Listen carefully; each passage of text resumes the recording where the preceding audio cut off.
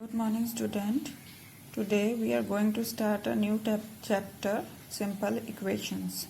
ठीक है, तो ये सिंपल इक्वेशंस पढ़ने से पहले हम लोग सिंपल इक्वेशन अलजेब्रा का एक पार्ट है, हम लोग इसका थोड़ा सा बेसिक क्लास 6 में ऑलरेडी पढ़ चुके हैं, तो पहले हम उसको ही रिवाइज करते हैं।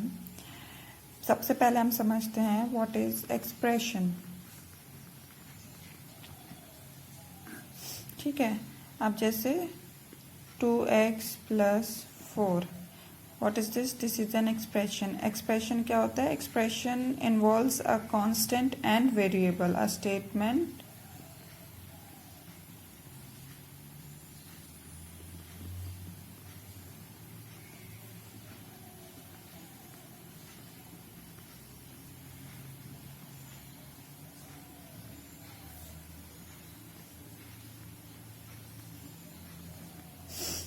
a statement which involve constants and variable, for example 2x + 4। ठीक है, तो यहाँ पे this 2 is constant, this 4 is constant and this x is variable, this is variable and this is constant। okay, so एक और example लेते हैं, 3y + 6। So here 3 and 6 are constant and y is variable. What is variable? Variable मतलब जो भी हमारे alphabets होते हैं that is variable, और variable can take any value in equation। अब equation का मतलब क्या होता है? मतलब expression which are equated by an equal to sign।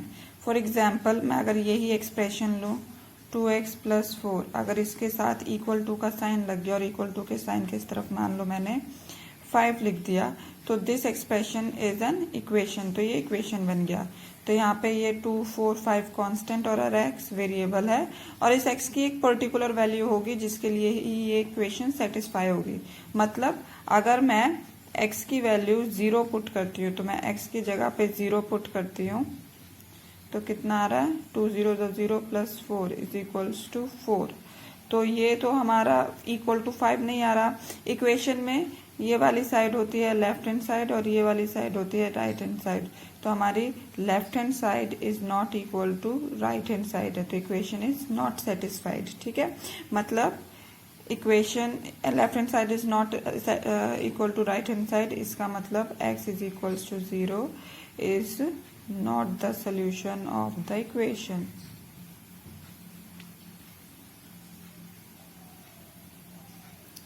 ठीक है, इसी तरीके से अगर मैं x = 1, ठीक है, अगर मैं इसको x = 1 डालती हूँ, तो फिर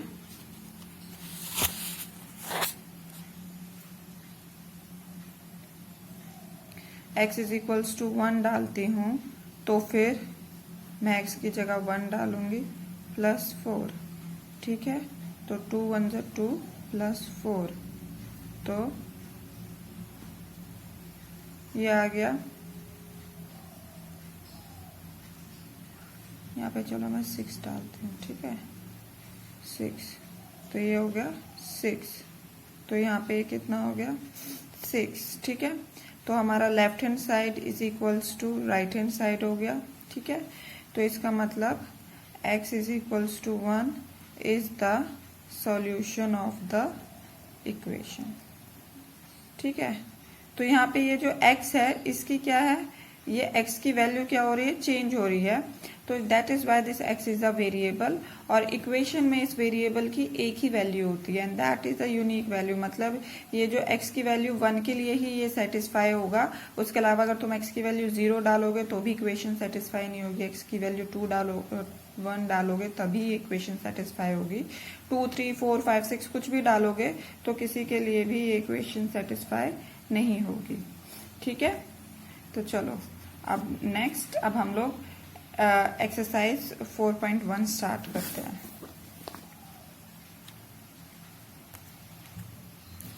सो this is exercise 4.1, question number 1, complete the column of the table.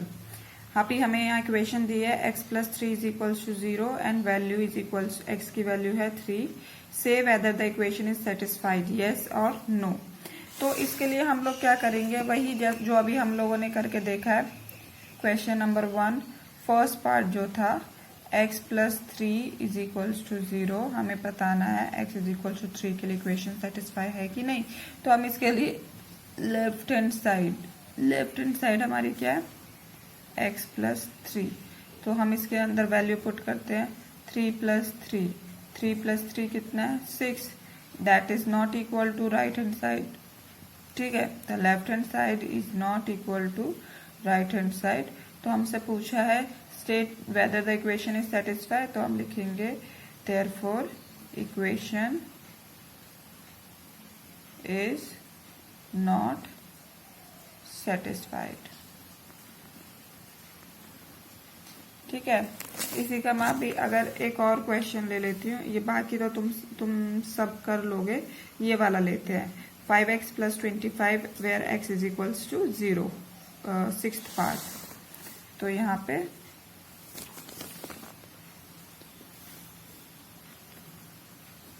Sixth part 5x is equals to 25 where x is equals to 0। तो यहाँ पे x की वैल्यू पुट करेंगे, तो लेफ्ट हैंड साइड क्या है 5x के बराबर है, तो put x is equals to 0, तो 5 into 0 is equals to 0 is not equal to right hand side. तो ये left hand side is not equal to right hand side, therefore equation is not satisfied. इसी तरीके से अगर ये 9th part 10/3 is equals to 2 where n is equals to -6, इसके लिए करके देखते हैं। So 9th part 9/3 is equals to 2 where n is equals to -6। तो यहाँ पे हम लोग दोबारा से लेफ्ट हैंड साइड लेते हैं, लेफ्ट हैंड साइड हमारी m/3 है, यहाँ पे हम m की value put m is equals to -6, तो यहाँ पे -6/3, तो अगर मैं इसको सॉल्व करती हूँ 3 1 3 3 2 6, तो ये कितना आ रहा है -2। दोबारा से हमारा left hand side is not equal to right hand side आ रहा है, क्योंकि हमारा लेफ्ट हैंड साइड -2 आ रहा है, राइट हैंड साइड हमारा +2 है। So therefore equation is not satisfied. So इसी तरीके से इस क्वेश्चन के जो बाकी पार्ट्स हैं वो तुम लोग खुद करोगे। ठीक है, नाउ अभी हम लोग नेक्स्ट क्वेश्चन नंबर 2 पे पढ़ते हैं। Check whether the value given in the bracket is the solution to the given equation. तो जैसे हम लोगों ने ऊपर किया था वैसे ही हम लोगों को ये वाला क्वेश्चन करना है, क्वेश्चन नंबर 2। सो सेम चीज है, इसके लिए मैं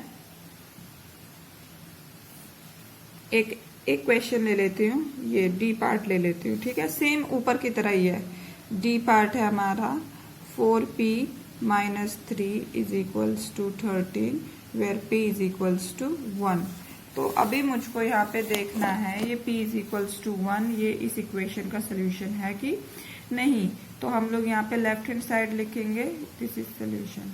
लेफ्ट हैंड साइड है हमारा 4p - 3, अब put p is equals to 1, तो p is equals to 1 put करेंगे, तो p की जगह हम 1 डालेंगे, +3, तो 4 + 3 कितना हो गया 7 is not equal to right hand side. तो यहाँ पे हमारा क्या हो गया, left hand side is not equal to right hand side, therefore p is equals to 1 is not the solution of the equation। ठीक है, तो इसी तरीके से अगर left hand side right hand side के बराबर आ जाती है तो लास्ट में हम लोग लिख देंगे जो भी वैल्यू है is the solution of the equation. ठीक है, now next question number 3, solve the following equation by trial and error method. मतलब हम लोग ट्रायल एंड एरर मेथड, मतलब हम p की वैल्यू 0 से शुरू करेंगे, 0 1 2 3 4 5 6 ऐसे डाल के देखेंगे और देखते हैं किसके लिए इक्वेशन सेटिस्फाई होती है। तो मैं फर्स्ट पार्ट करूंगी इसका क्वेश्चन नंबर 3 का। So question number 3 first part is 5p plus 2 is equals to 17। ठीक है, तो सबसे पहले मैं लिखती हूँ for p is equals to 0। Left hand side हमारे क्या है 4p प्लस 2। तो p की वैल्यू अगर मैं 0 पुट कर रही हूँ तो ये हो रहा है 0 प्लस 2 इज इक्वल्स टू 2। तो ये तो is not equal to left hand side, is not equal to right hand side आ रहा है। तो therefore p is equals to 0 is not the solution. इसी तरीके से अब p इज इक्वल्स टू 1 के लिए डालते हैं। तो 5 इंटू 1 इज प्लस 2, तो ये हो जाएगा 5 प्लस 2, तो 5 6 7। तो is not equal to right hand side, इसका मतलब p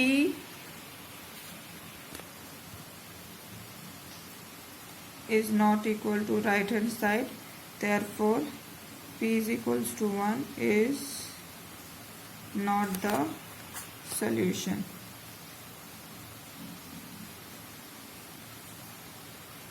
अब इसी तरीके से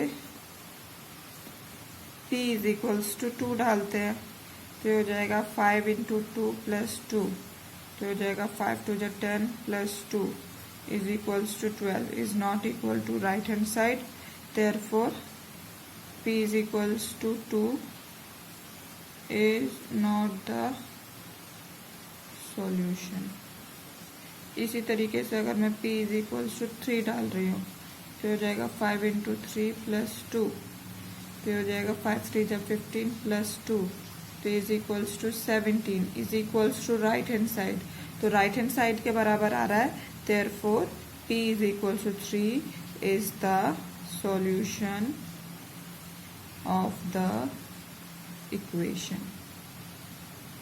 ठीक है, तो इसी तरीके से तुम लोग क्वेश्चन नंबर सेकेंड, ये क्वेश्चन नंबर 3 का सेकेंड पार्ट करोगे। ठीक है, तो अभी हम लोग क्वेश्चन नंबर 4 करते हैं, ये लास्ट क्वेश्चन होगा, उसके बाद बाकी हम लोग कल करेंगे। सो question number 4, right equation of the following statement. अब यहाँ पे ये स्टेटमेंट्स लिखी हैं, इसका हमें इक्वेशन बनाना है बस, और कुछ नहीं करना। जैसे the sum of number x and 4 is 9, तो सम ऑफ नंबर x यानी कि x plus 4 is equals to 9, ये इसका आंसर है। सिमिलरली अगर मैं second 2 subtracted from y is 8, तो y में से अगर 2 को सब्ट्रैक्ट कर दो तो आंसर 8 आएगा। So this is the answer. इसी तरीके से 10 times a is 70, 10 times a यानी कि 10 multiply by a is equals to 70। अब इसी तरीके से the number divided by 5, the number b divided by 5 gives 6, तो number b divided by 5 gives 6। ठीक है, b डिवाइडेड बाय 5 6, इसको हम ऐसे भी लिख सकते हैं, और b divided by 5 is equals to 6। इसी तरीके से 3/4 ऑफ t इज 15, 3/4 यानी कि 3/4 of t is equals to 15। ठीक है, और ये 7 times m plus 7 gets you 77, 7 times m यानी कि 7m प्लस 7 यानी कि प्लस 7 गेट्स यू 77। एंड ये 1/4 of a number x minus 4 is 4, तो ये आएगा 1/4 ऑफ अ नंबर x, ठीक है, माइनस 4 इज इक्वल्स टू 4। फिर ये if you take away 6 from, take away मतलब सब्ट्रैक्ट होता है, if you take away 6 from 6 times y you get 60, तो 6 टाइम्स y में से अगर हम 6 को सब्ट्रैक्ट कर दे तो हमारा आंसर 60 आएगा। ठीक है, and if you add 3 to 1/3 of z you get 30, और अगर हम 1/3 ऑफ z में 3 को ऐड कर दे तो हमारा आंसर 30 आएगा। So this is the 9th part. और अगर हम इसी ये क्या हम लोगों ने स्टेटमेंट से इक्वेशन में कन्वर्ट कर दिया। अब ये जो हमारा क्वेश्चन नंबर 5 है, right the following equation in statement form. तो यहाँ पे क्या है, ये जो इक्वेशंस दी हुई हैं इनको हमें स्टेटमेंट फॉर्म में कन्वर्ट करना है। तो इसका मैं एक पार्ट ये फर्स्ट और 5th पार्ट करा देती हूँ, बाकी तुम लोग खुद कर सकते हो। ऊपर वाले से तुम लोगों को आइडिया मिल जाएगा, क्वेश्चन नंबर 4 से तुम लोगों को आइडिया मिल जाएगा। सो यहाँ पे जो हम लोगों का क्वेश्चन नंबर 5 का first part, question number 5 first part, that is p + 4 = 15। तो ये इसको अगर मैं स्टेटमेंट में लिखूंगी तो मैं इसको ऐसे लिखूंगी, काफी सारे हैं, जैसे the sum of p and 4 gives 15, या ऐसे भी लिख सकते हैं p + 4 gives 15, या इस तरीके से भी लिख सकते हैं if 4 is added to p it gives you 15। तो एक इसी इक्वेशन को लिखने के काफी सारे तरीके हैं। तो जो भी स्टेटमेंट तुम लिखोगे वो अगर उसका मतलब सेम निकल रहा है तो दैट इज द आंसर। अब जैसे इसका 5th पार्ट,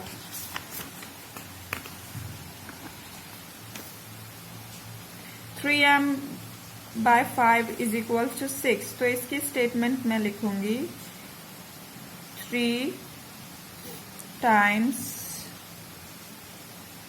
of m